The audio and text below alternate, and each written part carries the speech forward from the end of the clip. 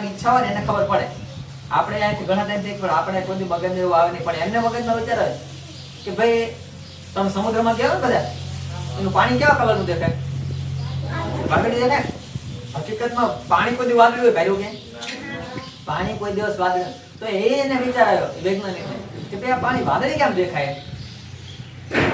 એટલે એને એના ઉપર સંશોધન કર્યું, જોયું કે હા આ પ્રકાશ છે પાણીની અંદર જાય છે, જાય પછી પ્રકાશ એનું વિભાજન થાય, વિભાજન થાય એમાંથી એક કલર છે એ પાણીની અંદર રહી જાય છે, એટલા માટે પાણી છે એ વાદળી દેખાય છે. આની પાછળ બીજું કોઈ કારણ છે નહીં. આવી પછી સંશોધન કરી અને એમને આવી અને આ જે છે અસર આખા વિશ્વની અંદર કીધી અને અત્યારે હાલમાં આપણે એનો ઉપયોગ કરીએ છીએ. અને એ જે વૈજ્ઞાનિક હતા એનું નામ હતું સીવી રમન. તો બરાબર. અને એમને જે શોધ કરી ને એનું નામ છે રમન ઇફેક્ટ. શું નામ છે?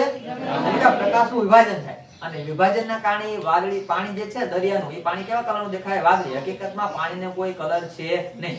અને એના આધારે અત્યારે આખા વિશ્વની અંદર એનો ઉપયોગ કરીને સંશોધન કરવામાં આવે છે, જે કે નવી શોધ કરવામાં બધું આવે. બરાબર.